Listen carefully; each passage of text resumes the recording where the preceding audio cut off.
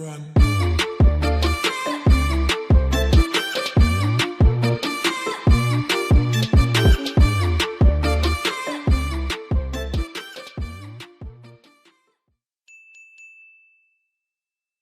To this game, Liverpool of course have won 17 Premier League matches on the bounce. United have just acquired 17 points in their last 17 matches. Liverpool are the favourites going to Old Trafford 3-1.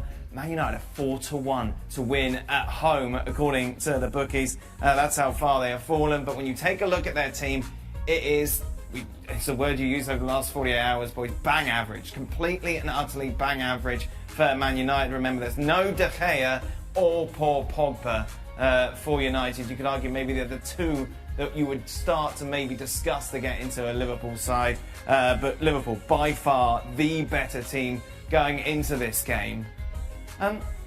What happens, Stevie? How do you approach this from United's point of view? I'll tell you, you batten the hatches down and you make sure that nobody gets ahead of the ball.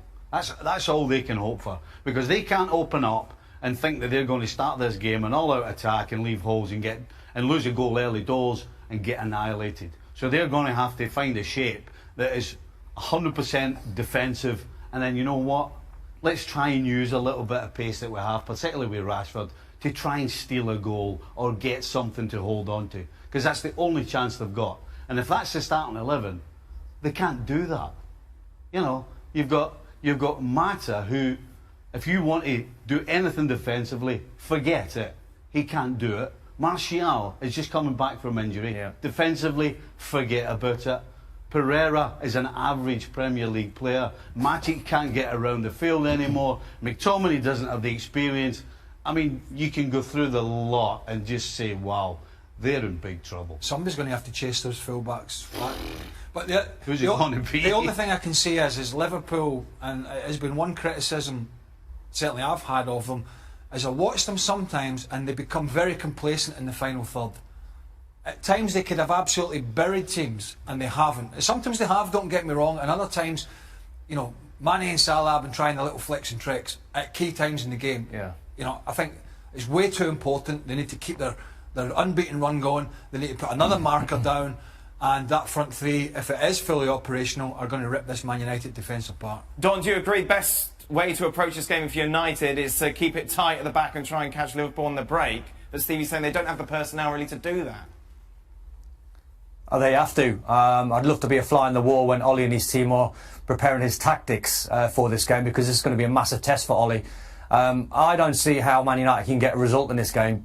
I really don't. I don't think they'll dominate the ball in midfield. I don't think defensively they can keep a clean sheet unless they play nigh on the perfect game, and maybe Rashford or Martial, if he's fit, they try to play counter-attacking football. But the most important thing, and the most important thing that he has to get across to his team, is do not concede a goal inside the first 15-20 minutes, because if Man United do, I agree with the boys and Craig, I can see Liverpool putting a big number against Man United, and a big number could cost Ollie his job. The thing for me is the only bright, highlight of a match. One shot, silver lining. So far, the only bright thing is your tie. They've not conceded that much as you would think for a team placed 12th in the table. So the best they could hope for here is a 0-0. The trouble is, without De Gea and Romero coming in, again, it's an unsettled back five, so to speak, and you're not quite sure how that's going to match up. And I'll join the chorus of voices. If Liverpool score early here, this could get very ugly. Give me a score then, Shaq. How's it going to finish? I'm going to go 3-0 Liverpool. I'm with Shaq. 3-0 as well? Yeah. Oh, all right, I'll go 4. Don, give me a score. I think 2-0, but very comfortable for Liverpool. Give me a score. Matip, but that side almost selects itself. United at the moment, with the injuries they've had, the problems with players in form, out of form, you're sort of throwing the names up in a hat and seeing what comes out, aren't you? Well, that's generally the style of a good, or the sign of a good team. You know, the only selection dilemmas that Jurgen Klopp will make will be his choice of midfield. Will he make a couple of changes, freshen things up? But the philosophy, the style, the way they play will all stay exactly the same.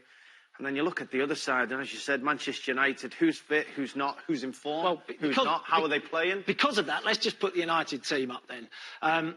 Problems in goal straight away. David De Gea picked up an injury on international duty playing for Spain, limped off on around the hour mark. Doesn't look like he's going to be fit. Let's take him out. That's a problem straight away. That means that Romero will come in goal. Back four, Wan-Bissaka back, Luke Shaw back. Do they come straight back into the team? Lindelof as well. He's fit. He played for Sweden in midweek. Is that going to be the back four that United will pick? I would think so. I think that, Ole Gunnar Solskjaer's brought two of them in at the start of this season for big money, putting a lot of trust in them. And Shaw and Lindelof have shown a bit of form. They've shown real desire to make the shirt their own this year. And I think that's his preferred back four, his settled back four. But, having just said that three of them are injury doubts going into the game, you have to make sure that your players have it in them to get through the 90 minutes. And would that be a bit unfortunate on Tuanzebe as well, who's come into the team and actually been one of United's better players the last couple of games? Yes, I don't think you could argue with that. But, Shaw brings a natural balance to that left-hand side of the defence. He's... the way he operates up and down the field and gives them, a real attack and threat with that left foot and the delivery. And as I just mentioned, I think that he'll be desperate to get Wan-Bissaka back into the side, especially with, yes, Tuanzebe has pace and power as well, but Wan-Bissaka has real pace, and that's what you need to counter that Liverpool attack. And two decent 1v1 defenders, aren't they, Wan-Bissaka and Shaw? And that might be important against Mane and Salah. Midfield then, McTominay on form, has to play. Pogba we're still not sure about. He's been pictured in a boot, in a cast, doing some training, but may not be fit. That's another major issue for United, isn't it, if he's not involved? Yeah, he's a big miss. You look at Pogba time and again, and you wonder which Paul Pogba's going to turn up in games. Is it the guy that is outstanding, can run the length of the field? We were looking back at clips from last season's game, just trying to get a feel for it, and he was outstanding. His energy, his pace, his power, and then you start to question why he's not performing like that every single week. So it's a big game. It's the type of game you want him out there. You want him out there in the field. He has that magic in him, and United certainly need that at the moment. If he's not fit, what does he do? Well, if he's not fit, you're probably looking at... Let's take him out. Matic? Probably Matic, I would have thought, especially with how you'd probably expect United to need to play in this game. You're not going to... Despite them being at home, you're probably not expecting a free flow in Manchester United going toe-to-toe with Liverpool. You're after a more compact Manchester United, trying to defend, keep Liverpool out, and probably trying to nick a goal at home in this fixture. So I would expect them to be as compact as they can in the middle of the field. OK, up top, Martial back in training. We expect him to start. What does that mean for Marcus Rashford? Does that mean he moves to the left-hand side? Does Martial come in on the left? What is it with Marcus Rashford at the moment as well, the United shirt? He looks short on confidence, getting frustrated at times. What's happened to him? I think that, now he's not a young man anymore, I suppose you'd say. He's an established player. More responsibility comes on his shoulders.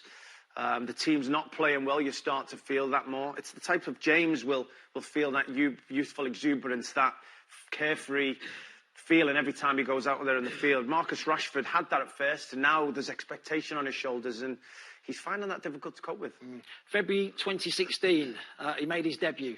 I like him threatening centre-halves, and I just think he needs more direction about always finishing inside that goal frame. This is one of his early games, and this movement suggests that he's capable of playing centre-play up front.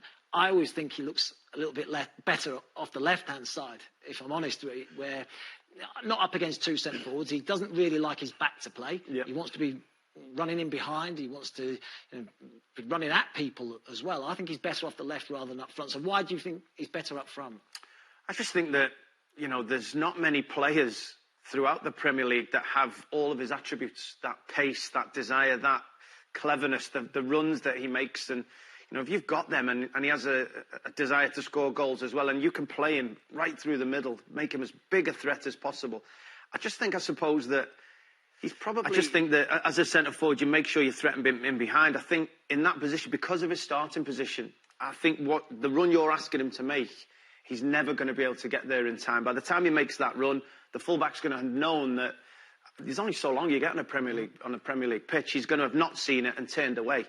I think his starting position has to be more central, and then if he's making those runs, the ball you're asking the fullback to play is exactly the right one. If he makes that run from a central forward role, he'll get in more often than he won't. I'm going to make a case for him to play out wide because I think that's his